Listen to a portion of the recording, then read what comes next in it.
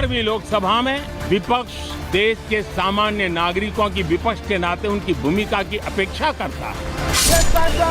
बंद करो।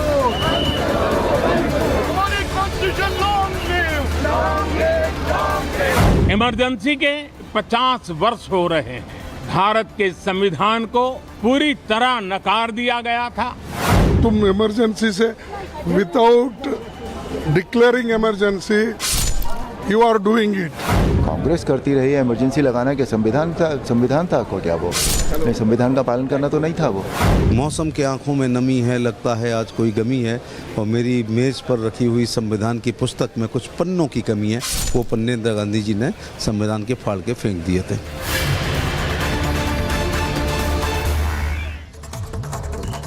नमस्कार, आपके साथ मैं हूं सुचरिता कुकरेती। आप देख रहे हैं यहां संसद भवन से महाभारत। आज संसद भवन में 18वीं लोकसभा का आगाज हो गया। उस लोकसभा के आगाज के साथ जिसमें शुरुआत हुई शपथ ग्रहण समारोह से, नवनिर्वाचित सांसदों ने शपथ ग्रहण की। लेकिन आज वही संसद जो कि पंचायत देश की सबसे बड़ी है, चर्चा का सबसे बड़ा मंच है, वो कैसे महाभारत में तब्दील हो गई, आज इस पर बात कर रही हूँ। आज बात कर रही हूँ कि क्या राहुल सवाल उठाएंगे लेकिन मोदी बोलती बंद कर देंगे। सवाल इसलिए पूछ रही हूँ क्योंकि राहुल गांधी ने इस 18वीं लोकसभा के आगाज से पहले ही सवाल उठा दिए। उन्होंने कहा कि संविधान का जो अपमान है वो बिल्कुल भी एक्सेप्टेबल नहीं है, यानी कि हमें बर्दाश्त नहीं है। उन्होंने ये भी कहा है कि प्रधानमंत्री नरेंद्र मोदी सिर्फ अपनी सरकार बचा रहे हैं। आज जो हंगामा हुआ है लोकसभा के अंदर, वो भी तस्वीर आपको दिखाऊंगी और पूछूंगी कि क्या ये एक तरह का ट्रेलर है कि आने वाले सत्र में क्या होने वाला है। दो तस्वीरें आज आपको दिखा रही हूं। पहली तस्वीर वो जब संसद की जो प्रतियां, संसद में जो संविधान की प्रतियां हैं वो लेकर विपक्ष के सांसद आज संसद भवन पहुंचे थे और उन्हें लेकर उन्होंने प्रदर्शन किया। उनका कहना है कि यहां नरेंद्र मोदी की ये सरकार, एनडीए की ये सरकार संविधान खत्म करने में लगी हुई है। आज महाभारत में पूछूंगी वो कैसे कर रहे हैं। इसी के साथ दूसरी तस्वीर आपको दिखा रही हूं जो प्रधानमंत्री नरेंद्र मोदी ने संविधान के पर सबसे बड़े हमले का जिक्र कर दिया। जवाब में प्रधानमंत्री ने जब शुरुआत हुई तो सीधे कह दिया कि सबसे बड़ा हमला संविधान पर इमरजेंसी का वो काला अध्याय था। कल 25 जून है और इमरजेंसी को 50 साल पूरे हो रहे हैं, उसे भूलिएगा मत। आज महाभारत यहां संसद भवन से उसी पर कर रही हूं। पहले एक रिपोर्ट देख लीजिए।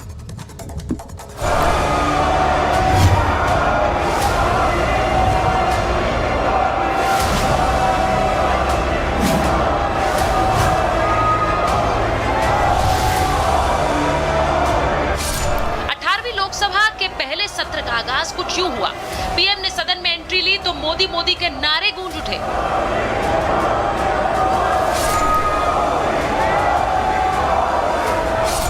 तीसरी बार प्रधानमंत्री बनने के बाद जब मोदी संसद पहुंचे, जो लोकसभा का सदस्य निर्वाचित हुआ हूं, ईश्वर की शपथ लेता हूं। मैं अमित अनिल चंद्र शाह जो लोकसभा का सदस्य निर्वाचित हुआ हूं, मैं शिवराज सिंह चौहान ईश्वर की शपथ लेता हूं। उन्होंने तीसरी पारी में 3 गुना मेहनत करने का ऐलान कर दिया तो सबका साथ का मंत्र फिर दोहरा दिया। सरकार चलाने के लिए बहुमत होता है, लेकिन देश चलाने के लिए सहमति बहुत जरूरी होती है और इसलिए हमारा निरंतर प्रयास रहेगा कि हर किसी की सहमति के साथ, हर किसी को साथ लेकर के मां भारती की सेवा करें। मैं देशवासियों को आज विश्वास दिलाता हूं कि हमारे तीसरे कार्यकाल में हम पहले से 3 गुना ज्यादा मेहनत करेंगे। मोदी सबको साथ लेकर चलने की बात कर रहे हैं तो विपक्ष विरोध की बात कर रहा है, जिसकी गवाही दे रही है ये दो तस्वीरें। एक तरफ अखिलेश यादव और उनके साथ सपा के बाकी 36 सांसद हैं जो हाथ में संविधान लेकर पहुंचे, तो दूसरी ओर सोनिया गांधी और खड़गे समेत विपक्षी नेता हैं जो संविधान की प्रति लहरा रहे हैं। यानी संविधान के नाम पर विपक्ष मोदी को घेरने की तैयारी ही करके आया था। मोदी जी संविधान को तोड़ने की कोशिश किए, इसीलिए आज सभी पार्टी के नेता लोग एक होकर ये जो प्रोटेस्ट कर रहे हैं। देश की समझदार जनता ने इस बार लोकतंत्र बचाने के लिए, संविधान बचाने के लिए जो मतदान किया है, सबसे पहले मैं जनता का धन्यवाद और आभार प्रकट करूंगा। 25 जून याद रखना चाहिए और देश से माफ़ी मांगनी चाहिए, लेकिन माफ़ करने लायक नहीं। जमाने के बेहतरीन 19 महीने जिन लोगों ने गुजारे हैं वो दिन कभी नहीं वापस आ सकते हैं। और भारत एक डेमोक्रेटिक कंट्री है और उस समय तानाशाही की पराकाष्ठा थी। मोदी ने विपक्ष के लोकतंत्र और संविधान कार्ड को पहले ही दिन फ्लॉप कर दिया और कांग्रेस को आपातकाल की याद दिलाकर आईना दिखा दिया। भारत के लोकतंत्र में जो काला धब्बा लगा था उसके 50 वर्ष हो रहे हैं। भारत के संविधान को पूरी तरह नकार दिया गया था, देश को जेल खाना बना दिया गया था, लोकतंत्र को पूरी तरह दबोच दिया गया था। विपक्ष ने सत्र की शुरुआत ही विरोध के साथ की है, लेकिन प्रोटेम स्पीकर पर वो पहले से ही हंगामा कर रहे हैं। इसीलिए तो 7 बार के लगातार सांसद भर्तृहरि मेहताब के विरोध में अब दलित कार्ड खेला जा रहा है। कांग्रेस कह रही है कि सुरेश को इसलिए नहीं बनाया क्योंकि वो दलित है। भाजपा सरकार ने सिर्फ कांग्रेस पार्टी, इंडिया अलायंस या के सुरेश को नहीं नकारा है, भारत के दलित समाज को उनके एक महत्वपूर्ण समय से, महत्वपूर्ण एक पल से उनको नकारा है। जो ट्रेडिशन है, नियम है, उसी में हम लोग बांधे हुए हैं और ट्रेडिशन से चलेंगे। संविधान और नियम उसी के तहत हम लोग काम करते हैं और उसी में हम लोग बंधे हुए हैं। जनता ने विपक्ष को इस बार ताकत दी, तो क्या वो सियासत के लिए हर फैसले, हर परंपरा का विरोध करेगा? मोदी जब कह रहे हैं कि सब साथ चलेंगे, तो विपक्ष क्या सहमति की राह पकड़ेगा या विरोध ही करेगा? इसी पर संसद से आज महाभारत।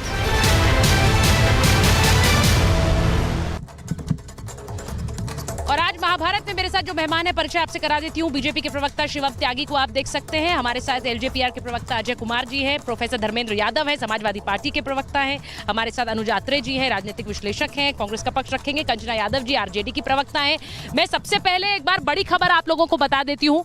बड़ी खबर जो आ रही है हमारे पास वो ये कि कल मौजूदा सरकार स्पीकर के नाम का ऐलान कर देगी। ये इस दर्शकों को बता दूं, 26 तारीख को स्पीकर का चुनाव होना है, सदन में होना है, लेकिन उससे पहले कल स्पीकर के नाम का ऐलान कर दिया जाएगा। यानी किस पर मोहर लगाई है, किस नाम पर सहमति बनी है, और उस नाम पर एक तरह की आम राय बनाने की भी कोशिश होगी, क्योंकि ये नाम पर मोहर भले ही बीजेपी लगा रही है, लेकिन उस पर एक आम राय बनाने की कोशिश सब तरफ से की जाएगी। आज प्रधानमंत्री ने कहा कि हम सरकार चलाएंगे बहुमत से नहीं, सहमति से। तो अब जब स्पीकर का नाम का कल ऐलान होगा तो मैं उम्मीद कर रही हूं उस पर भी सहमति होगी।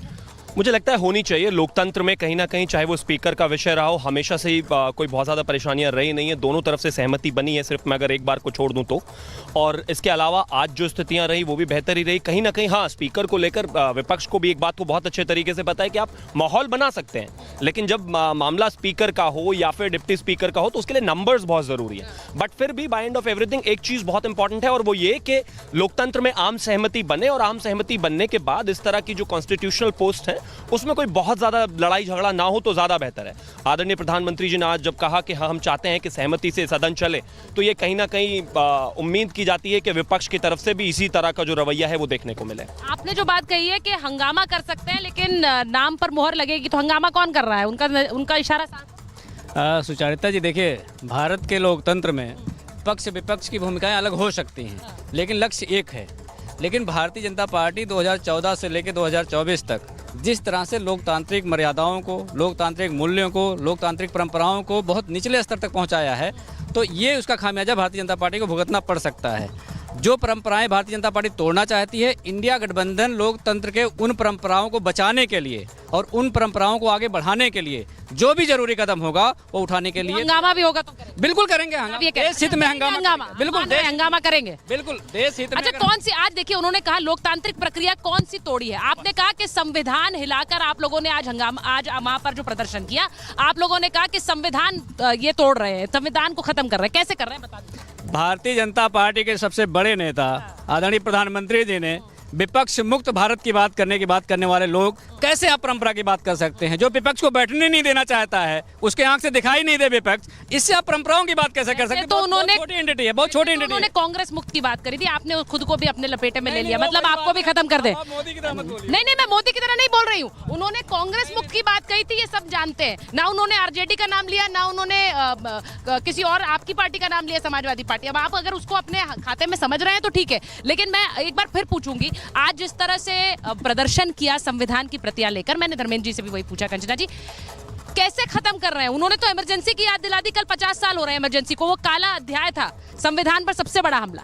देखिए, ये विपक्ष का रवैया कैसा होगा ये निर्भर करता है कि सत्ता पक्ष का रवैया कैसा है। अगर आप हमारे साथ अच्छे से व्यवहार करोगे, आप हमें प्रतिपक्ष मानोगे, आप हमें वो ओहदा दोगे जो संसद में, जो लोकतंत्र में, जो भारतीय लोकतंत्र में एक प्रतिपक्ष डिजर्व करता है, तो हम यहाँ पर कोई हल्ला मचाने नहीं आए हैं। हम जनता की आवाज पहुँचाने आए हैं, उनके द्वारा चुनकर आए हुए हैं। और संविधान खत्म करने की बात ऐसे, जो पिछले साल 150 से ज्यादा आप सांसदों को 1 मिनट में संसद के बाहर फेंक देते हो और उनके अनुपस्थिति में आप बिल पे बिल पास किए जाते हो, ये होता है संविधान को खत्म करना। और हमने नहीं कहा, आप ही के नेता ने घूम कर कहा, क्यों नहीं उनको बोला आपने, क्यों नहीं उनको मना किया आपने, क्यों नहीं कहा कि संविधान खत्म नहीं होने देंगे? और आकर क्या सफाई देते हैं प्रधानमंत्री नरेंद्र मोदी जी, आपने उनको क्या कैंडिडेचर को खत्म किया? नहीं किया, आपने उनको चुनाव लड़ाया। तो ये आप लोकतांत्रिक व्यवस्था को जो ढाने की कोशिश कर रहे हो, हम उसको बचाने की कोशिश कर रहे हैं। और वो आज सिंबॉलिक था, संविधान दिखाना सिंबॉलिक था, और यह बताना था कि भारतीय लोकतंत्र में किसी ने एक और बात कर दी। भाई अजय जी, उन्होंने आज एक और बात कही है, मैं आपसे पूछ रही हूँ। उन्होंने कहा कि काला अध्याय था, कल 50 साल हो जाएंगे इमरजेंसी को, संविधान पर सबसे बड़ा हमला था। विपक्ष कह रहा है कि ये बिना इमरजेंसी लगाए ही संविधान खत्म कर। देखिए, ये तो फिर लालू जी से पूछा जाना चाहिए, जो इमरजेंसी की देन है। इमरजेंसी के टाइम में देश ने उनको सुना, जयप्रकाश नारायण के पीछे लालू जी, हमारे नेता रामविलास जी, नीतीश कुमार, सब तो वही की पैदाइश है। अब समय का चक्र ऐसा घूमा है कि जो व्यक्ति संविधान बचाने के लिए जेल के सरीखों में रहा, अपनी बड़ी बेटी का नाम मीशा रखा, आज वो उन्हीं के साथ जाकर के मजबूर है खड़ा होने के लिए और संविधान के विपक्ष में बोलने के लिए। आज तो लालू जी कम से कम आज के दिन इमरजेंसी के नाम पर तमाम समाजवादी साथियों को एक छत्र के नीचे इकट्ठा होना था और कांग्रेस की उस तानाशाही हुकूमत के खिलाफ प्रदर्शन करना था। अच्छा, यार आपने बड़ी बात कह दी। आपने कहा कि जो समाजवादी प्रदर्शन कर रही थी, आज समाजवादी एक बड़ा गुट है, आज धर्मेंद्र जी देख रहे हैं बहुत संख्या में पहुंचे थे, वो भी हमने देखा। वो कह रहे हैं इनको तो उस इमरजेंसी माइंडसेट के खिलाफ प्रदर्शन करना चाहिए था, आप तो मोदी के खिलाफ कर रहे हैं। देश ने समाजवादी पार्टी को तीसरे सबसे बड़े नंबर की पार्टी देने का आशीर्वाद दिया है, उसकी जिम्मेदारी को हम समझते हैं। जब इमरजेंसी में विरोध करने की आवश्यकता थी तो समाजवादी उस समय विरोध करते थे।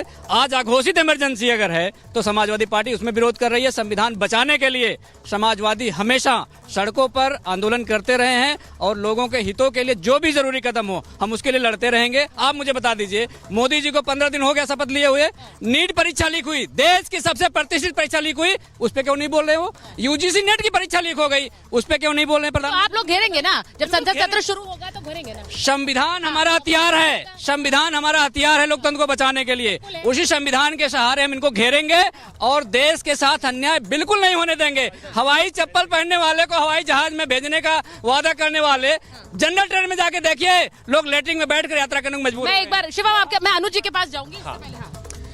देखिए, इस देश में नरेंद्र मोदी की अगर मैं बात करूं तो एक चाय वाला जो देन है वो देन ही संविधान की है।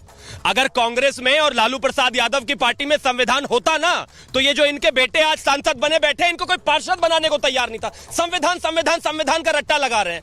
अगर मैं बात करूं, इनके नाना जी, इनके अब्बा, इनकी दादी, इनकी अम्मी 64 बार इन्होंने संविधान बदल दिया। आज कहते हैं संविधान की रक्षा हम करेंगे। किससे करोगे? अरे अपने खानदान से कर लिए होते।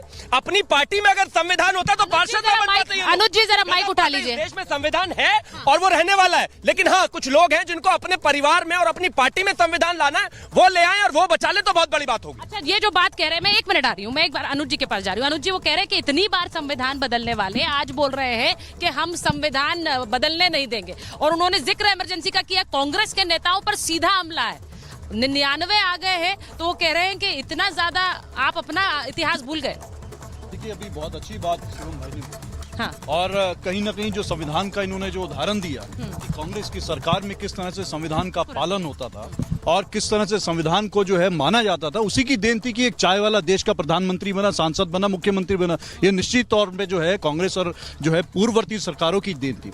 लेकिन इनके इस 10 वर्ष के दौर में क्या हुआ, जो चुने हुए सांसद थे उनकी सांसदी इन्होंने अलोकतांत्रिक तरीके से छीनी, उनका बंगला छीना, उनको जो है कहीं ना कहीं फर्जी मुकदमे डाले। लेकिन अंत में सत्य की जीत हुई, सुप्रीम कोर्ट से राहुल गांधी जी की संसद सदस्यता बहाली हुई, उनको वापस उनका अधिकार मिला। तो ये संविधान की धज्जियां उड़ाने का काम इन्होंने किया है, जो आज पहले दिन कांग्रेस समेत तमाम इंडिया अलायंस के जो सांसद हैं संविधान इसलिए प्रति लेकर के गए कि जब वो शपथ ले रहे हैं तो संविधान सामने से दिखे कि संविधान लागू होना चाहिए। जी ने तो अपनी शुरुआत जब सरकार बनाने का दावा पेश किया तो शुरुआत ही संविधान को हाथ में लेकर की है, आप उन्हीं पर आरोप लगा। नहीं, संविधान हाथ में लेकर के शपथ लेना अनिवार्य है इसलिए लिया। नहीं, आज की बात नहीं कर रही हूँ। जब सरकार गठन के लिए संसद में पहुंचे थे दावा पेश करने, उससे पहले जो एनडीए की बैठक हुई उसमें संविधान की शुरुआत है, और आप तो सब कह रहे हैं संविधान हाथ में उठाना मायने नहीं रखता, तो आप लोग भी तो आज संविधान हाथ में उठाकर कह रहे हैं। नहीं, हमारे लिए मायना रखता है। अच्छा, उनके लिए नहीं मानते हैं। जो लोग नहीं मानते संविधान को, ये उनको सबक सिखाया आप कैसे तय करेंगे? उनसे तय नहीं, कैसे हम नहीं तय कर रहे हैं, जनता तय करेगी। जनता तय करेगी और इनके कारनामे तय कर रहे हैं। इनके कारनामे बता रहे हैं कि किस तरह से संविधान की धज्जियां इन 10 वर्षों में उड़ी है।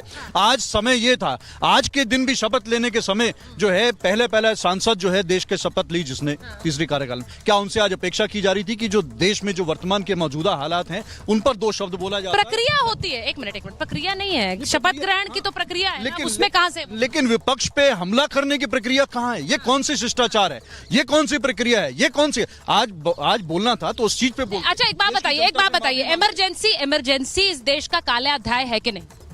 देखिए, निश्चित तौर पे कांग्रेस है ना, मुझे काला अध्याय है। नहीं, मैं आपसे पूछ रहा हूँ इमरजेंसी काला अध्याय है कि नहीं? मैं वही बोल रहा हूँ। देखिए, कांग्रेस के इमरजेंसी काला अध्याय है कि नहीं? अनुजी, सुचरिता जी, मैं बोल नहीं पा रहे। मैं बोल रहा हूँ है काला। अब मुझे पूरी बात, उन्होंने काले अध्याय पर हमला किया है, कांग्रेस पर नहीं किया है, काले अध्याय पर किया है। पूरी बात बोलने दीजिए, मैं एक आपकी बात जो बोलना चाहती है मैं बोलूंगा। ये मैं नहीं बोल रहा हूँ, ये राहुल गांधी जी ने स्वीकार किया कि जो इमरजेंसी उस समय लागू हुई थी निश्चित तौर पे वो गलत था। लेकिन ये साहस होना चाहिए कि अगर हमारे पूर्ववर्तियों ने, हमारे पूर्वजों ने कुछ अगर गलत किया है तो उनको स्वीकार करने का साहस राहुल गांधी समेत कांग्रेस नेताओं का है। लेकिन वर्तमान की मौजूदा सरकार, मौजूदा भारतीय जनता पार्टी की अपनी कमियों से, अपनी गलतियों से कब माफी मांगेंगे? ठीक है, अच्छा मैं एक बार मैं जी आप बोलना चाहती हूं। मुझे पता है आप किस पर बोलेंगी, उन्होंने आपके नेता पर सवाल उठा दिए। नहीं, वो तो उठाते रहते हैं, उनका जवाब दे चुके हैं हम लोग। लेकिन ये जो संविधान की बात हो रही है, कहाँ से हो रही है? डे 1 जब से संविधान इस देश में लागू हुआ, कभी भी आरएसएस और जनसंघ संविधान को नहीं मानी थी, और 70 के बाद तक इनके ऑफिस में नागपुर में झंडा नहीं फहराया जा रहा था। एमजी वैद्य पूरा ऑर्गेनाइजर में आर्टिकल लिख देते हैं कि आरक्षण की समीक्षा होनी चाहिए, और इनके तमाम नेता घूम कर आरक्षण खत्म करने की बात करते हैं। 2015 के चुनाव में बिहार विधानसभा में मोहन भागवत जाते कहते आरक्षण की समीक्षा होना चाहिए। हर समय आरक्षण पर, हर समय और संविधान पर। जी, एक सवाल है मेरा, जो संविधान निर्माता है उन्होंने ही संविधान में क्या संविधान पर विवेचना की बात नहीं कही है एक समय के बाद? देखिए, संविधान का अमेंडमेंट होना नहीं, आरक्षण पर क्या कहा है संविधान निर्माताओं ने? संविधान पर मेरा सवाल है, मैं आपका जवाब दे रही हूँ। लेकिन उन्होंने कहा है जब तक प्रॉपर रिप्रेजेंटेशन नहीं हो जाता हर एक समुदाय का, तब तक नहीं कर सकते। तो और हर लोग बोलते हैं मोहन भागवत की बात, तो क्या उन्होंने आरक्षण हटाने की बात की? तो मोहन भागवत पहले ये बोले ना कि जातिगत जनगणना करो और ये बताओ कि हर जाति का कितना रिप्रेजेंटेशन हुआ है। ठीक है, आपने जो बात बोली है मैं उस पर जा रही हूँ। शिवम, वो कह रही है कि ये जब वो संविधान पर हमले की बात कहते हैं तो वो आरक्षण की बात कर रहे हैं, वो ये भी बात कर रहे हैं कि आप लोग कैसे किसी एक सांसद की संसदीय छीन लेते हैं। बात राहुल। सबसे पहली तो एक चीज है कि इस देश के प्रधानमंत्री ने कहा था कि अगर बाबा भीमराव अंबेडकर भी अब आ जाएं तो संविधान में बदलाव नहीं हो सकता, संविधान नहीं हटा सकते। मुझे लगता है ये सारी कंट्रोवर्सी को अपने आप ही खत्म कर देता है। मैं फिर से कहना चाहता हूं, अनुज जी ने कहा हमने संविधान की रक्षा करी। अरे 64 बार बदलकर कौन सी रक्षा कर दी भाई? इमरजेंसी लगाकर कौन सी रक्षा कर दी? ये कुछ भी बोलने से नहीं होता है, तर्क पर बोलना पड़ेगा। प्लीज आपको बीच में मत बोलिए भाई, बीच में मत बोलिए प्लीज। अब आगे आते हैं भारतीय जनता पार्टी, और प्लीज बीच में मत बोलिए। मैं गाना थोड़ी ना गा रहा हूं जो मुझे म्यूजिक चाहिए। अच्छा, बीच में मत बोलिए, कोई नहीं बोल रहा आपके बीच में, अब इसके अलावा एक और बात कर, इन्होंने कहा सांसदी। सुनिए भैया, इस देश में कोई भी व्यक्ति, चाहे वो गांधी खानदान का हो, चाहे वो लालू खानदान का हो, और चाहे किसी और खानदान का हो, अगर किसी केस में कन्विक्ट होगा तो उसकी सांसदी जाएगी। अपने आप को राजा मत समझो कि हम राजा हैं, हमारी सांसदी कैसे चली गई, हमारा घर कैसे ले लिया, प्रियंका गांधी को बिना किसी पोस्ट के घर कैसे लुटियंस दिल्ली में मिल रहा है। आप राजा नहीं है इस देश के निर्माता नहीं है आप, और संविधान के निर्माता भी नहीं है आप इस देश में। इस देश में लोकतंत्र, इस देश में कानून, इस देश के संविधान की वजह से है, और इस देश के बाबा भीमराव अंबेडकर की वजह से, और उन्हीं की वजह से यहां तक प्रोटेक्ट होकर आया है। आपको भी इस देश में एक संसद की तरह रहना है, उड़िए मत। अभी सिर्फ 99 सीटें आई है, तब ये हाल है। अपनी जिंदगी का तीसरा सबसे बुरा प्रदर्शन करने के बाद भी है उस माहौल में कांग्रेस। अच्छा एक मिनट, वो कांग्रेस के कंजना जी वो तो कांग्रेस की बात कर रही है, आप पर हमला अभी हो नहीं रहा। एक मिनट। संविधान को बदलने का मतलब ये होता है कि अगर आप सरकारी संस्थाओं को बेच देंगे तो उसमें रिजर्वेशन खत्म हो जाएगा। ये भारतीय, अरे गेल बेचा, क्या बेचा, एयरपोर्ट बेचा, बंदरगाह बेचा, क्या नहीं बेचा मुझे क्या बेचा, बंदरगाह नहीं बेचा। बता, लखनऊ एयरपोर्ट किसका है? लखनऊ एयरपोर्ट किसका है? मेंटेनेंस के लिए बेचना होता है। अरे लखनऊ एयरपोर्ट किसका है मुझे बताइए। ठीक है, एक सेकंड। अच्छा एक सेकंड। मैं एक बार मैं जरा पूछने चाहती हूँ। अजय जी, आप तो एक वकील भी हैं। मैं ये जो पूरा हमला हो रहा है संविधान को लेकर, ये पूरा हमला चुनाव के दौरान हो चुका है कि संविधान बदल देंगे, ये आरक्षण खत्म कर देंगे, जिस पर प्रधानमंत्री खुद बोल चुके हैं। आपको लग रहा है ये रिविजिट हो रहा है? क्या ये इतना आसान होता है? मैं इसलिए पूछ रही हूँ कि आप एक वकील भी हैं और ये बार बार दोनों तरफ से कहा जा रहा है। नहीं, दो बातें मैं कह दूं। यहाँ पे अंबेडकर जी की दुहाई दी गई, लेकिन उस अंबेडकर जी की तस्वीर संसद में लगाने का काम भाजपा अटल बिहारी वाजपेयी जी के नेतृत्व में रामविलास पासवान जी के कहने पे ही संभव हो पाया। तो ये है इनकी कथनी और करनी का फर्क। अंबेडकर जी से जुड़े जितने स्मारक हैं देश में, अगर उसको किसी ने सम्मान देने का काम किया तो नरेंद्र मोदी की सरकार ने किया, और फिर भी ये कहते हैं। और ये गलत उनके कहने से तो मतलब बिहार ही पता नहीं है भी कि नहीं है, उनकी बात तो छोड़ दीजिए। मीसा नाम उधर है और रहना इधर चाहिए। मीसा वाली बात वो हमेशा करते हैं। वो कहते हैं भाई आपका हमला वहाँ होना चाहिए। मीसा नाम जो रख दिया वो इन्हीं की देन है, इमरजेंसी के चलते रख दिया। आप हमला उन पर नहीं इधर करते। इस देश में जब भी तानाशाही आएगी, जब भी काला दिन आएगा, उस समय समाजवादी लड़ेंगे। और वो दौर था कि जब समाजवादी लड़े, जब फुल फ्लेज में थी कांग्रेस और आ गई थी उनमें भी कुछ तानाशाही, और आज इनमें है तो हम इनके खिलाफ भी लड़ रहे हैं। तो बार बार उसमें मत जाइए। जो घोषित इमरजेंसी आप लोग लगाए और बात कर रहे हैं, आप ये बताइए सबसे ज्यादा। नहीं, मुझे 10 सेकंड दीजिए, 10 सेकंड दीजिए, 10 सेकंड दीजिए, 10 इनको चुप कराइए, 10 सेकंड दीजिए। एक बात बताइए, आप जदयू वाले जो ओबीसी SC ST का आरक्षण बढ़ाया गया था उसको। अच्छा ठीक है, मैं एक बार जरा सुनिए। अच्छा एक सेकंड, मैं एक बार जरा बड़ी खबर बता देती हूँ। एक मिनट। आज जो एक और तस्वीर आई है, अखिलेश यादव जब आज संसद पहुंचे तो उनके साथ उनके सारे सांसद थे, लेकिन सांसदों के साथ साथ अवधेश प्रसाद का हाथ पकड़कर पहुंचे। अब ये तस्वीर इसलिए इम्पोर्टेंट है क्योंकि अवधेश प्रसाद वो सांसद है जिन्होंने अयोध्या से चुनाव जीता। अब उनकी ये तस्वीर देखने के बाद मैं इसलिए इस तस्वीर को दिखाना चाह रही हूँ क्योंकि अवधेश प्रसाद को लेकर वो पहली पंक्ति में भी राहुल गांधी के साथ बैठे हुए थे, और उसके बाद उनका हाथ पकड़कर अखिलेश यादव पूरे संसद सत्र के दौरान हमें नजर आए। वो तस्वीर इंपॉर्टेंट इसलिए है, मैं इसलिए उस तस्वीर का जिक्र कर रही हूँ शिवम, क्योंकि इनके सांसद हैं, अयोध्या से सांसद हैं, और वो एक स्पष्ट संदेश देने की कोशिश आप लोगों को कर रहे हैं कि अयोध्या अगर आप लोग हारे हैं तो वो सांसद जो अयोध्या से आपको हराकर आगे पहुंचे वो एक अहम भूमिका निभा रहे हैं, और आपको संदेश है, बीजेपी को संदेश। नहीं, मैं सहमत हूं, इसमें कहीं कोई दो राय नहीं है। फैजाबाद हारे हम, फैजाबाद लोकसभा हम हारे जरूर, लेकिन हाँ अयोध्या विधानसभा में हम अभी भी जीते ही हैं, पहली बात। दूसरा, जहां तक इनके संदेश की बात है, मैं तो कहता हूं स्वागत है भाई। अखिलेश यादव भी अपने आप को यदुवंशी कहते हैं, अपने आप को हिंदू कहते हैं। आज मर्यादा पुरुषोत्तम भगवान श्री राम का मंदिर बने हुए, उसकी स्थापना हुए उतने साल हो गए। अब तो कम से कम इतना अच्छा चुनाव का रिजल्ट आ गया उनका भगवान राम की आशीर्वाद की वजह से, अब तो जाकर कम से कम दर्शन कर ही आए, अब तो घर वापसी हो गई। और एक और चीज, ये जो बाबा भीमराव अंबेडकर पर इतना लंबा चौड़ा ज्ञान कांग्रेसी और समाजवादी देते हैं, ना दे तो ज्यादा बेहतर है। 1952 में भंडारण में खास तौर पर बाबा भीमराव अंबेडकर को हराने वाले लेफ्टिस्ट और कांग्रेस ही थी, एक साथ इकट्ठा होकर चुनाव लड़ा और उनको चुनाव हरा दिया। 57 में जब वो फिर से लड़े, फिर से उनको हरा दिया। और जिस तरीके से उनको जो है फिर उनकी स्थिति खराब हुई और चीजें हुई, वो इसकी जिम्मेदारी कांग्रेस है। आज मुझे लगता है कि दलितों के कंधे पर बंदूक रखकर चुनाव लड़ाने की जो कोशिश, इनकी जो राजनीति करने की कोशिश है, उसके 2-3 उदाहरण है। चाहे वो बाबा भीमराव अंबेडकर के साथ तो केस सुरेश की भी बात कर रहे हैं, आपने दलितों को दरकिनार कर दिया क्योंकि आपने उन्हें वहां प्रोटेम स्पीकर नहीं बनाया। मैं उस पर भी एक बार आ जाती हूँ, लेकिन एक बार शिवम, एक मिनट रुकिए जरा। आप बताइए, आज अखिलेश जी अवधेश जी का हाथ पकड़ के क्यों घूम रहे थे? हर जगह उनका हाथ पकड़ के घूम रहे थे। देखिए, भारतीय जनता पार्टी के लोग बाबा साहब का नाम आते हैं, उनको पता नहीं कौन सा करंट लग जाता है। सबसे बड़ी समस्या इस बात की है। तो अखिलेश जी और अवधेश जी का नाम ले रहे हैं। हाँ, मैं बता रहा हूँ, इस देश की परंपरा ऐसी है, आप भी जानती होंगी।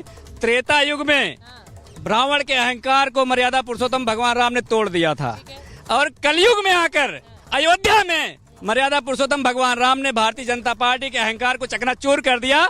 अभी उन्हें जमीन दिखाई नहीं दे रही है। देश ने काम करने के लिए भगवान तो किसी का भी अहंकार चूर कर सकते हैं। देश ने काम करने के लिए भेजा है। जब से 15 दिन हो गया है, आपने जीएसटी बढ़ा दिया दूध पे, पनीर पे, और आपने पेट्रोल का दाम बढ़ा दिया। आपने नई बात नहीं है। 89 में मंदिर आंदोलन के बाद अयोध्या भाजपा नहीं जीती थी। मित्रसेन यादव सीपीआई के सांसद थे। नई बात नहीं है, हवा में मत उड़िए, इतिहास पढ़ के आया कीजिए, और खास करके राजनीतिक इतिहास। मुलायम सिंह जी की पार्टी से आते हैं आप, उनकी मान मर्यादा का ख्याल रखिए। अच्छा, अब एक बार मैं बड़ी खबर बता रही हूँ। विपक्ष के जो हंगामे पर सांसद रवि किशन का एक बयान आया, उसे सुनिएगा क्योंकि मैं उस पर एक रिएक्शन लूंगी। उन्होंने कहा विपक्ष ने झूठ बोलकर कुछ सीटें बढ़ा ली हैं। वो कह रहे हैं कि विपक्ष सिर्फ सदन में हूटिंग और हल्ला पर ध्यान दे, और कोई काम वो कर नहीं सकते हैं। तो आप हूटिंग और हल्ले पर ध्यान दे दीजिए, बाकी काम हम करेंगे। तो अब सीधी बात यह है कि वो कह रहे हैं कि आप लोगों ने झूठ बोला और उससे चुनाव जीता। झूठ क्या? आरक्षण छीन लेंगे। झूठ क्या? संविधान खत्म कर। देखिए, इससे बड़ा इस देश के मतदाताओं का अपमान भारतीय जनता पार्टी के सांसद की तरफ से आज लोकतंत्र के जो पहला दिन है उसमें जो शपथ ले, उससे बड़ा अपमान नहीं हो सकता। सोचिए क्या मान सकता है। चुनाव में सारे इनके सांसद, तमाम सांसद कहते रहे कि हम जो है 400 पार इसलिए मांग रहे हैं कि हमें संविधान बदलना है।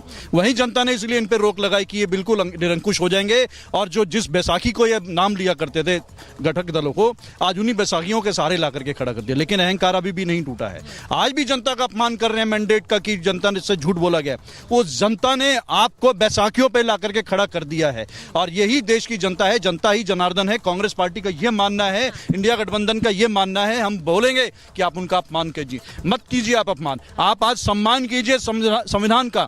आज संविधान का आप सम्मान करना नहीं जानते हैं। आज सारी परंपराओं को तोड़ करके आप जो है संसद को चलाना चाहते हैं। आपने प्रोटेम अच्छा, हाँ, ठीक है, हाँ, इस पर मैं आना चाहती हूँ। संविधान को कैसे उन्होंने खत्म किया? स्पीकर और प्रोटेम स्पीकर को लेकर कांग्रेस बार बार कह रही है। प्रोटेम स्पीकर को लेकर के सुरेश को ना बनाना, क्या ये दिखाता है कि दलित का अपमान कर रही है? वो आपकी कांग्रेस पार्टी ये कह रही है भाई दलित का अपमान है।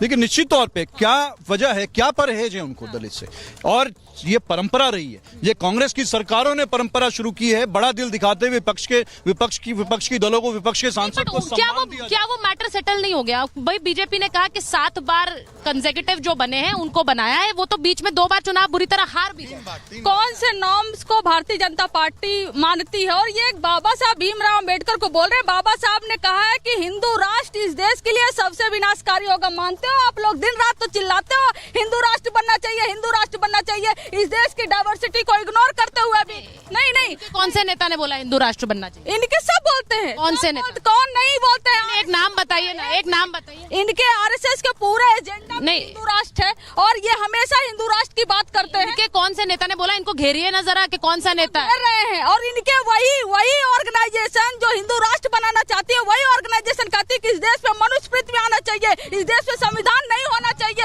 ये वही हिंदू राष्ट्र की डिबेट एक अलग दिन कर लेंगे। आज मैं स्पीकर एलओपी डेप्यूटी स्पीकर उस पर बात करते हैं।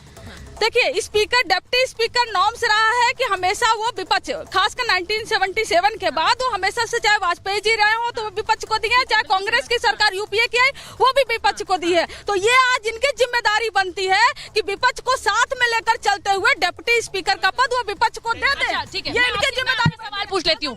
हाँ, फिर हंगामा होगा तो आप मत करना कि विपक्ष हंगामा होगा कह रही है। भाई चेतावनी जमा होगा। आप क्यों नहीं दे रहे हैं? वो कह रहे हैं संसदीय नहीं, परंपरा है। डेप्यूटी स्पीकर आप बोल दीजिए विपक्ष को देंगे, क्यों नहीं बोलते आप? भाजपा की 240 है, अकेली पार्टी की इनकी टोटल मिलाकर 233 है। जब भी ये कहते हैं कि हम जीत गए, हारने के बाद भी कहते हैं कि प्रोटेम स्पीकर हमारा बनवाओ। कल ये कहने लगे प्रधानमंत्री भी हमारा ही बनवाओ, तो सब कुछ इनका थोड़ी ना बनवा देंगे। जीत जाओ और बन जाओ। एक परंपरा है, वो कह रहे हैं परंपरा है। डेप्यूटी स्पीकर विपक्ष को जाता है, आप क्यों नहीं लेते? परंपरा तो ये भी है कि deputy speaker, pro tem speaker, speaker को लेकर कभी किसी बात का विवाद नहीं हुआ। परंपरा तो ये भी है कि इन चीजों को लेकर हमेशा से शांति से सारी चीजें हुई और चली गई। परंपरा तो ये भी है कि जो जीतने वाले लोग हैं उनको प्रधानमंत्री बनाया जाए, और वो हो रहा है। लेकिन अभी हमारे अनुज जी कह रहे हैं, कहते नहीं नहीं वो जनता ने इनका अहंकार तोड़ दिया। एक क्लास में 35 बच्चे थे, 35 में से 34 के मिलकर इतने नंबर नहीं आए जितने 35 वाले के आ गए। अहंकार हमारा टूटा। ये देखो, ये इंपॉर्टेंट है। एक मिनट, जो बात शिवम कह रहे हैं वो इंपॉर्टेंट है। एक सेकंड, मैं आ रही हूँ। उन्होंने एक बात इंपॉर्टेंट कही। उन्होंने कहा संसदीय प्रक्रिया की आप बात करते हैं तो गठबंधन की सरकारें तो सबसे ज्यादा कांग्रेस ने बनाई है। वहां पर अगर एक सरकार बनकर नरेंद्र मोदी प्रधानमंत्री बने, तीसरी बार भले ही बीजेपी के ना आए हो, तो वो प्रधानमंत्री तो बने, वो एक संसदीय प्रक्रिया के तहत। आप लोग बार जाके बाहर कहते हैं वो तो प्रधानमंत्री, उनको तो नकार दिया, वो तो प्रधानमंत्री नहीं बन रहे। देखिए, नकारना क्यों नहीं कहेंगे। जिस जनता ने जो ये 400 पार का नारा लगाते थे, इन्हीं की पार्टी के 96 सांसद हरा करके उनको घर बैठा दिया हो। 30 मंत्री हार गए हो जिस सरकार के, तो बताइए ये उसको ये जीत मानेंगे अपनी, या क्या मानेंगे आप? तो यूपीए में आप कांग्रेस के भी तो नहीं थे बहुमत, वो ये कहते हैं। हमने हार मानी। अगर यूपीए को जनता ने हराया तो हमने हार स्वीकार। 2 बार जब सरकार बनाई तब कौन सी बहुमत थी कांग्रेस की? नहीं, बहुमत की बात नहीं होती। सवाल ये होता है कि जो 303 पे थे उनके 96 सांसद हार गए, इसलिए वो हार 30 मंत्री हार गए, तो ये हार नहीं है क्या? जीत मनाएगी इसको भारतीय जनता मतलब पार्टी। मोदी जी पद छोड़ दें और वो कहें कि आप लोग नैतिकता के आधार पर तो उनको कोई अधिकार नहीं है। उनको अधिकार नहीं है नैतिकता, लेकिन नैतिकता और ये परंपराओं को पालने वाले कहाँ हैं, मानने वाले कहाँ हैं ये लोग? खबर बता रही हूँ आपके लिए धर्मेंद्र जी, आपके नेता ने क्या कहा है। लोकसभा में नेता विपक्ष के सवाल पूछा गया अखिलेश यादव को। अखिलेश यादव कह रहे हैं समय आने पर नेता विपक्ष पर फैसला हम ले लेंगे। अब कल स्पीकर के नाम का ऐलान होना है, लेकिन इस बीच अखिलेश यादव ने कहा है एलओपी को लेकर बातचीत होगी। मतलब ये नहीं कह रहे हैं कि राहुल गांधी बन जाए एलओपी, वो ये नहीं कह रहे हैं। वो कह रहे हैं बातचीत होगी, हम नाम तय करेंगे। अब मुझे ये बताइए कि सीधा क्या ये अब एलओपी को लेकर भी खेल होगा अजय जी? क्योंकि वो कह रहे हैं हम बातचीत करेंगे, अभी तय करेंगे। बिल्कुल खेल होना है, और खेल होना लाजमी भी है, क्योंकि असली झगड़ा यूपी में अखिलेश जी का अनुज जी से ही है। हम लोग वहाँ कहीं नहीं है। अब तय करना है कि अखिलेश जी, उत्तर प्रदेश की जनता ने जो उनको फिर से एक बार समर्थन दिया है, उस समर्थन को बढ़ाएंगे या कांग्रेस की झोली में ले जाकर डाल देंगे। ये भाई कांग्रेस की झोली में डाल देंगे आप? अब वो कह रहे हैं आपके नेता, हम तो अभी बात करें। भारतीय जनता पार्टी के सातिराना अंदाज को आप ऐसे समझ सकती हैं। अगर ये बीजेपी वाले नहीं है। सुन लीजिए, अब सुन लीजिए, इंडिया वाले ठीक है। अगर यूजीसी नेट का पेपर लीक होता है तो पीजी का पेपर टालते हैं, बोलते हैं मास्टर स्ट्रोक है, और आप लोग भी बोलते हैं मास्टर स्ट्रोक है। अगर बातचीत, हम नहीं बोलते भाई। अगर ये वही वाला आरोप है जो आप मर देते हैं लेकिन फिर प्रमाण नहीं दे पाते। सुनिए, अब आप इसमें कह रही, माननीय अखिलेश जी कह रहे बातचीत होगी। भाई बातचीत तो होनी है, बिना बातचीत के। अरे भारतीय जनता पार्टी की परंपरा है कि बिना बातचीत के सारा काम कर लो। किसी से पूछना नहीं है, अपने सांसद से नहीं पूछना है, अपने नेताओं से नहीं पूछना है, अपनी पार्टी से नहीं पूछना है। ये परंपरा भारतीय जनता पार्टी में है ही नहीं। क्योंकि ये देखिए, उन्होंने नेले पे दहला दिया, कह रहे हम तो बातचीत कर ही करेंगे, उसमें कोई मुश्किल नहीं है। लेकिन बातचीत पर आप लोग क्यों सवाल उठाते हैं? आप लोग नहीं करते। पर्ची निकाल दिया आप लोगों ने बिना से। जो बेटा अपने जीते जी अपने पिताजी से बात ना कर पाए, उनसे बदतमीजी कर दे मंच पर, वो हमें भाषण ना दे, हमें भाषण ना दे। भाषण नहीं चाहिए। ये देखिए चिल्लाने। अरे ठीक है, छोड़ दे उसका। अच्छा ठीक है, अच्छा व्यक्तिगत नहीं, ये दोनों। अरे ठीक है, व्यक्तिगत नहीं, शिवम सही कह रहे हैं, वो व्यक्तिगत नहीं। ना आप बोलिए ना वो बोलिए। अगर व्यक्तिगत है ना तो, अरे देखिए, एक सेकंड, मैं बोल रही हूँ धर्मेंद्र जी, एक मिनट। व्यक्तिगत नहीं। अगर व्यक्तिगत है ना तो अपने बाप बेटे की लड़ाई अपने घर में लड़ा करो, सड़क पे मत लड़ा करो। सड़क पे लड़ोगे तो व्यक्तिगत नहीं है। अब इनको प्लीज रोकिए ना। धर्मेंद्र जी प्लीज। नहीं, मैं आप दोनों से कह रही हूँ, व्यक्तिगत टिप्पणी नहीं। मैं मुद्दे पर बात। जहाँ भी समाजवादी वाले आ जाते हैं वहीं गुंडागर्दी शुरू। शांति से बात कर ले भाई, आराम से बात। आप दोनों अपने आपस में सुलझाइए। मैं पहले अनुज जी के पास जा रही हूँ। अनुज जी बताइए, लीडर ऑफ ऑपोजिशन पार्टी, इसको लेकर कोई संशय है? राहुल जी बनेंगे, सबने तो सरेंडर कर दिया कांग्रेस में, कह रहे हैं हम आग्रह कर रहे हैं। निश्चित तौर पे देखिए, सबका इच्छा यही है, और सभी तमाम सांसदों ने जो है हमारे खड़गे साहब सहित जो है सबने ही जो है अपनी इच्छा जाहिर कर दी है और एक सुर में एक मत से जो है उन्होंने सबने तय किया है कि राहुल जी ही नेता विपक्ष का पद संभालें। अब राहुल जी क्योंकि कभी भी वो पद के पीछे नहीं भागे हैं। जब यूपीए की सरकार थी डॉक्टर मनमोहन सिंह जी ने 2 बार उनको बोला प्रधानमंत्री पद संभालिए, वो प्रधानमंत्री छोड़िए कभी मंत्री तक भी नहीं बने, तो वो हमेशा पद छोड़ते आए हैं। उन्होंने कांग्रेस अध्यक्ष का पद छोड़ा, दोबारा भी उनसे बार बार कहा गया, तो इसलिए उनके ऊपर कभी भी पद की लालसा का हम नहीं कह सकते हैं, वो पद से दूर रहते हैं। लेकिन हाँ, जिम्मेदारी है ये समय कांग्रेस पार्टी में परिवार के अलावा आप कह रहे हैं कि कुछ नहीं है, उन पे पद की लालसा नहीं है, लेकिन आज भी अगर मल्लिकार्जुन खड़गे की बात होती है उस पे मोहर तो वहीं से लगती है राहुल गांधी और सोनिया गांधी। देखिए परिवारवाद नहीं लगाते, वो उनकी मोहर की जरूरत नहीं है क्या कांग्रेस? देखिए दोनों पूर्व अध्यक्ष हैं और खड़गे साहब खुद स्वतंत्र निर्णय लेते हैं, लेकिन हमारे यहाँ लोकतंत्र है, इंटरनल डेमोक्रेसी भी क्या नहीं है? उनके बिल्कुल नहीं है। बताइए उनके यहाँ मैं बताता हूँ, हमारे यहाँ तो खड़गे जी का चुनाव हुआ, मेरे जैसे कार्यकर्ता ने भी उनके जो है एज ए डेलीगेट मैंने वोट दिया उनको। कब हुआ चुनाव? अभी नहीं हुआ। तब हुआ चुनाव जब ये दिखाया कि भाई वहाँ पर सिर्फ राहुल गांधी भी नहीं स्वीकार मानेंगे। लेकिन ये बता दीजिए उनके यहाँ तो दिखावे के लिए भी नहीं हुआ। नड्डा जी का किसने चुनाव किया, किसने वोट दिया, किसने निर्णय, नया अध्यक्ष किसने थे? हाँ, तो कौन तय कर रहा है? कौन तय कर रहा है? उससे पहले अमित शाह साहब बने, किसने तय किया? उससे पहले राजनाथ सिंह जी थे, किसने तय किया? बताइए ना। आपके पास आ रही हूँ, एक सेकंड। वोटों से जो अध्यक्ष चुन रही है वहाँ तो आपको लोकतंत्र नहीं दिखता। जो 2 बंदे बैठ करके डिसाइड कर लेते हैं, जो 2 व्यक्ति बैठ करके तय कर लेते हैं। परिवार का दबदबा कांग्रेस पार्टी में कैसा रहा है, इस पर मुझे नहीं लगता कि कोई चर्चा की जरूरत है। परिवार का सत्य है, ये तो सबने देखा है। तो आज आप कह दें कि कोई फैसला खड़गे जी ले लेंगे बिना राहुल गांधी या सोनिया गांधी की मोहर लगे हुए, तो ये हो नहीं पाएगा कांग्रेस पार्टी में। लेकिन ये आप कह रहे हो पाएगा? बिल्कुल आप कह रहे हैं खड़गे जी फैसला ले सकते हैं, सोनिया जी अगर ना कह दे, राहुल जी ना कह दे। मैं कह रहा हूँ, सुनिए मेरी बात, लेकिन भारतीय जनता पार्टी में नहीं है। एक निर्णय बता दीजिए नड्डा जी ने लिया हो, एक निर्णय बता दीजिए जहाँ वहाँ 1 मैन शो 2 मैन आर्मी के अलावा नड्डा जी की कहीं। अब कंचना जी देखिए, एलओपी की बात हो रही है, मैं नहीं आरजेडी के इतने सांसद नहीं है, मुझे लगता है कि वो बहुत ज्यादा से होगी, लेकिन आप लोग एक विपक्ष की तरह एकजुट हैं। मुझे ये बताइए, मुझे लगता है कि लालू जी ने तो और जिस तरह तेजस्वी जी ने कहा है वो तो राहुल जी के नाम पर बिल्कुल सहमत दिखते हैं। आप लोगों की पार्टी की कोई राय है? देखिए, पार्टी की राय, हमारे पास एनडीए अलायंस है और जो जितने भी अलायंस है, जितने भी पार्टीज हैं, सब अपने आप में मजबूत हैं। हर किसी का अपना स्टेक है और हर किसी का अपना एक से है। और ऐसा नहीं है कि हम इनके संसदीय दल का बैठक ही नहीं हुआ, भाजपा के संसदीय दल का बैठक नहीं हुआ, मोदी जी चुन लिए गए एनडीए अलायंस में। और ये बात करते हैं डेमोक्रेसी की और डेमोक्रेटिक की, हमारे में ऐसा नहीं है। हमारे में अगर तेजस्वी जी का से है कि अगर राहुल गांधी जी बनने चाहिए या अखिलेश जी बनने चाहिए तो खुलकर कह देंगे। बाकी जो पार्टियां कहेंगी मेजोरिटी के से में वो लीडर ऑफ अपोजिशन बन जाएगा। कंचना जी देखिए अकेले जो है मोदी मोदी मोदी मोदी मोदी मोदी हर जगह पर। नहीं तो एक बात बताइए, आपकी पार्टी में भी तो तेजस्वी होता है, आपकी पार्टी में भी तो लालू होता है, या किसी और नेता का नाम होता है? हमारे संसदीय दल का नेता अभय कुशवाहा जी को बनाया गया। ये जो बताया जाता है, जितने भी हमारे विधायक हैं, तो आप ये कह रही है पार्टी में कुशवाहा होता है? राज्यसभा मेंबर है, एक सेकंड सुन लीजिए, जितने भी हमारे राज्यसभा मेंबर है, विधायक है, सांसद है, क्या सब के सब एक फैमिली के हैं? क्या सब के सब एक फैमिली के? क्या उनका स्टेक नहीं है उस पार्टी में? हर किसी का अपना स्टेक है। ऐसा नहीं है कि ऊपर से हमारे यहाँ लॉन्च किया जाता है, जो मोदी जी की तरह यहाँ पर लॉन्च किया जाता है। तो आपकी गारंटी कहानी मोदी बदल दी है। जिन पार्टियों पर परिवारवाद का आरोप लगाते रही है बीजेपी, वो पूरी तरह से दे रहे हैं वापस जवाब आपको। कह रहे हैं कि अमित शाह जी बने, नड्डा जी बने, एक ही व्यक्ति की स्वीकृति। अब मैं बोलूंगा तो फिर ये बोलेंगे कि बोलता है, तो अगला अध्यक्ष बनने वाला है। ये मेरे बराबर में खड़े हैं, इन्होंने 5 यादवों को टिकट दिया है उत्तर प्रदेश में, 5 के 5 एक ही खानदान के। उत्तर प्रदेश में और कोई यादव बचा ही नहीं टिकट देने के लिए। इनकी पार्टी 94 में पैदा हुई थी, आज तक अपने घर से पिताजी के, चाचा जी के, बेटा जी के, फलाना के ढिकाना आज तक बाहर निकल नहीं पाए। एक वो बैठे हैं लालू प्रसाद यादव जी के यहाँ, जमाने बीत गए पार्टी बनाए हुए, घर से बाहर निकल नहीं पाए, बेटे का मुंह निकल नहीं पाए, यहाँ भाषण दे रहे राजनीति पे और लोकतंत्र पे। उसके आगे उन पर जाइए, हमारे क्या कहते हैं ये अनुज जी पर, कांग्रेस वालों पर। मतलब आप यहाँ लोकतंत्र आके बोल भी पाते हो और आप शर्माते भी नहीं हो थोड़ा सा। मतलब नाना जी के बाद दादी जी, बीच में दादाजी, फिर पिताजी, फिर चाचा जी, फिर उसके बाद माता जी, फिर उसके बाद बेटा जी। एक सीताराम केसरी जो थे वो दलित अध्यक्ष बन गए थे इनके।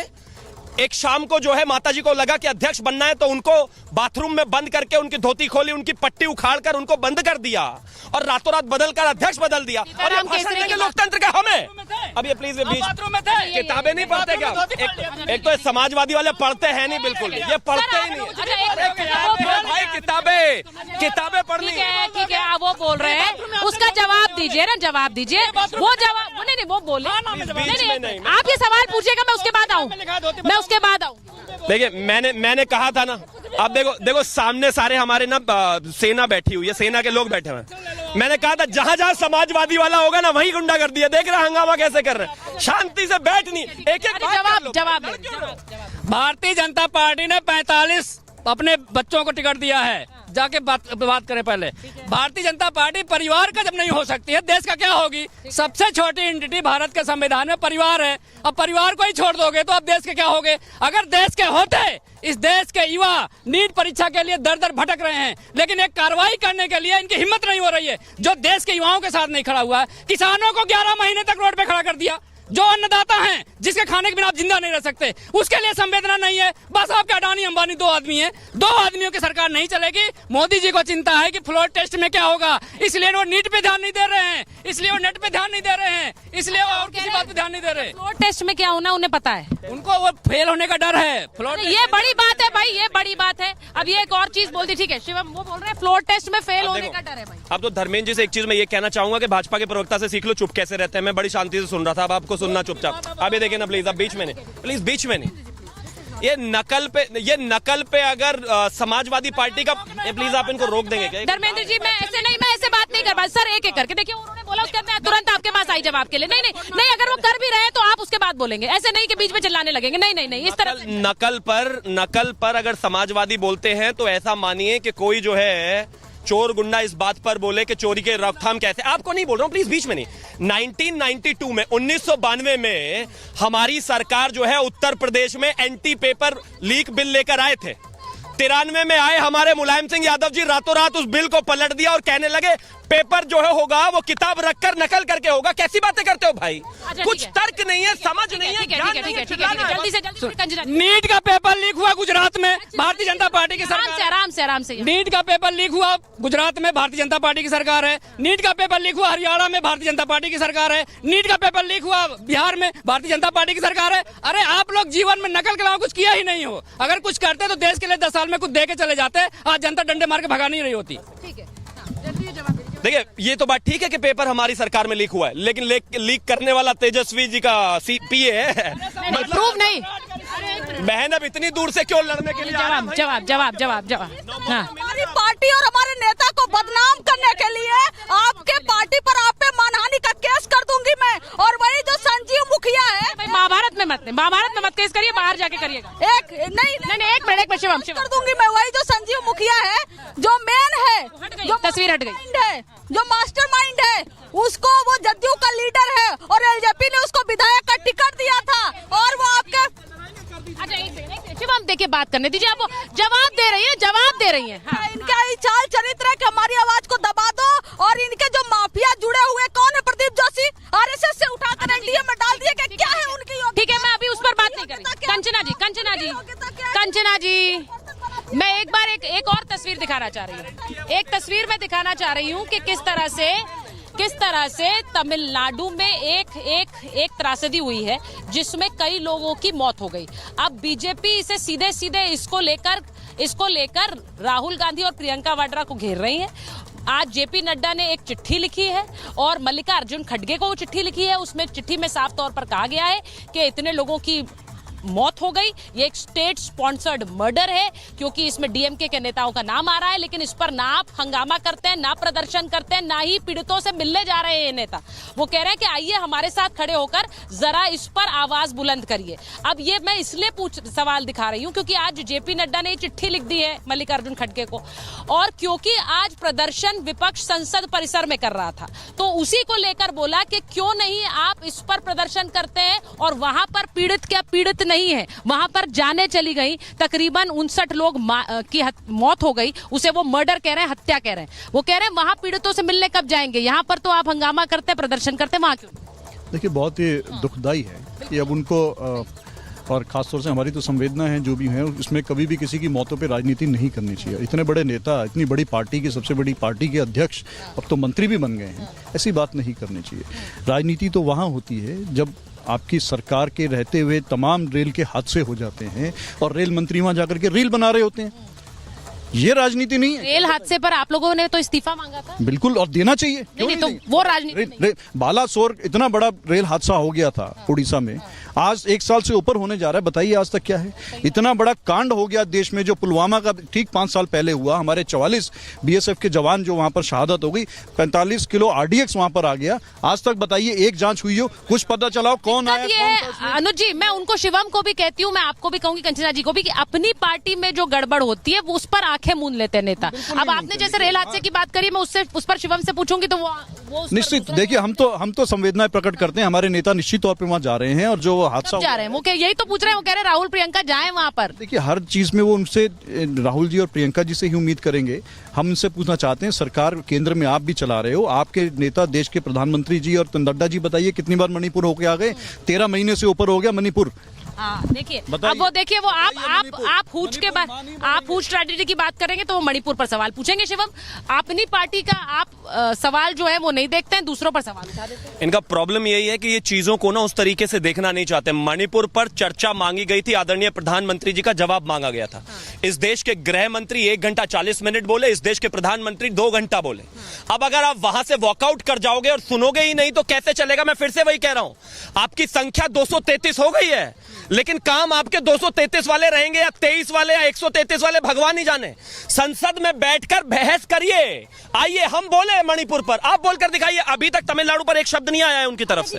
मुझे लग रहा है कि एक संसद का सत्र क्योंकि अभी शुरू हो गया है, तो मैं एक बार वापस, क्योंकि हमने इतने मुद्दों पर बात कर ली, लेकिन जो अहम मुद्दा है स्पीकर का चुनाव, परसों स्पीकर का चुनाव होना है। कल एनडीए का कहना है कि स्पीकर के नाम का ऐलान कर देंगे। अब मुझे ये बताइए, जो परंपरा की बात आप कह रहे हैं, ये तो परंपरा रही है कि भाई जो पार्टी रही है बहुमत में उसी का स्पीकर बनता है, तो उससे आप सहमत हैं कि जिसका भी वो नाम आगे करें, या उस पर भी दिक्कत? देखिए, भारत के संसदीय परंपरा में ये था कि लोकसभा का जो सबसे वरिष्ठतम सांसद होगा वो प्रोटेम स्पीकर बन जाता है, और प्रोटेम स्पीकर 2-3 दिन के लिए होता है, जब तक परमानेंट वाला नहीं। छोड़ दीजिए ना प्रोटेम पर इतनी लड़ाई। अब आप मुझे बताइए, बीजेपी गलती करे तो छोड़ दीजिए। नहीं, इसलिए बोल रही हूँ क्योंकि एक दिन तो बीत गया, एक दिन बीत गया। अब कल एक शपथ ग्रहण होगा, परसों ऐसे कहेंगे नीट वालों को छोड़ दीजिए, एनटीए का अध्यक्ष उसको भी छोड़ दीजिए, सबको छोड़ दीजिए, फिर पकड़े किसको? फिर देखिए, परंपराओं को तोड़ना भारतीय जनता पार्टी की परंपरा है, उसको हम तोड़ने नहीं देंगे। ठीक है, अगर ये स्पीकर की बात कर रहे हैं तो उस पर हम भी अपना देखेंगे स्टैंड क्या हो सकता है। अच्छा, आप उतारेंगे? नहीं, अब ये तो अभी मैं नहीं बोल सकता आपके कैमरे। इसलिए पूछ रही हूँ क्योंकि आज तक हुआ नहीं है ऐसा कि स्पीकर का उम्मीदवार कोई विपक्ष उतार दे। आपको लग रहा है ये उतारेंगे? नहीं, अगर ऐसा उतारेंगे तो एक बार ये जनता के सामने फिर एक्सपोज होंगे। देखिए, आज संसद का पहला दिन था। वो कह रहे प्रोटेम पे हमें धोखा दिया तो क्यों ना उतारे? धोखा का आधार क्या है? वरिष्ठतम तो 7 बार जिनको थे उनको बनाया हमने। ये जिनकी सुरेश जी की बात कर रहे हैं और जिस दलित चेहरे की बात कर रहे हैं, तो याद होगा देश द्रौपदी मुर्मू पे क्या बोला था इन लोगों ने। महिला की बेइज्जती अलग की थी, आदिवासी की बेइज्जती अलग की थी, दलित की बेइज्जती। अपनी बातें तो ये भूल जाते हैं। और जहां तक स्पीकर का सवाल है, जब आज मोदी जी ने कहा है कि हम इस पर मिल बैठ करके फैसला करना चाहते हैं, इससे बड़ा निमंत्रण और लोकतंत्र को लोकशाही से चलाने का प्रथम दिन बड़ा संदेश मोदी जी नहीं दे। बात है, ये बड़ी बात है कंचना जी। वो कह रहे हैं कि कल अगर नाम ऐलान करेंगे तो वो सहमति चाह रहे हैं उस पे संसद में भी बने, वो नहीं चाह रहे हैं कि कोई हंगामा हो। तो ये तो मोदी जी को समझना चाहिए को हंगामा चाहते हैं या नहीं चाहते। अगर परंपरा के हिसाब से डिप्टी जो स्पीकर होता है वो विपक्ष का होना चाहिए। अगर आप उस पर सहमत होते हो तो हम भी आपके स्पीकर पर सहमत होते हैं। अगर आप नहीं सहमत हो, आप अपनी परंपरा को ब्रेक करोगे, तो आप विपक्ष किससे क्या एक्सपेक्ट कर रहे हो कि आपको प्यार से वो बनने देंगे? टीडीपी का बनाएंगे डेप्यूटी स्पीकर? नहीं, वो देखिए बनना चाहिए। हम तो आप अपना भी साथी मानते हैं, वो आप कहते हैं हमारी तरफ आ जाएंगे कभी भी। एनडीए का कोई भी घटक दल हो, उनको अपना स्पीकर जो है वो भेजना चाहिए। इसलिए भेजना चाहिए कि जो इनका चरित्र है, जो इनका चेहरा है, हमेशा से अपने पार्टनर को। आप लोग सब बड़े गंभीर होकर, बड़े पार्टनर को खत्म करने आप हमेशा बड़ी गंभीर होकर डिबेट करती हैं। थोड़ा सा कभी हल्के फुल्के अंदाज में भी डिबेट कर लिया जाता है। इसीलिए मैं कहती हूँ हमेशा इतना गंभीर। मुझे तो आज लग रहा था कि आप यहाँ से उतरकर वहाँ चली जाएंगी, कोई कुछ हाथ में बैट ना पकड़ ले। नहीं तो एलिगेशन गलत लगा, हमारे नेता पे एलिगेशन गलत लगाएंगे, जवाब उनको उसी भाषा में मिलेगी। इसलिए हम कहते हैं कि विपक्ष का हमेशा चेहरा वैसा होगा जैसा सत्ता पक्ष चाहेगा। अगर हमसे आप अच्छे से व्यवहार करोगे तो आपको भी प्यार मिलेगा, नहीं तो नहीं मिलेगा, आपको भी उसी तरह से मिलेगा जवाब। नहीं मिलेगा भाई। हाँ, प्यार तक तो आ गई, स्वागत करेगा देश।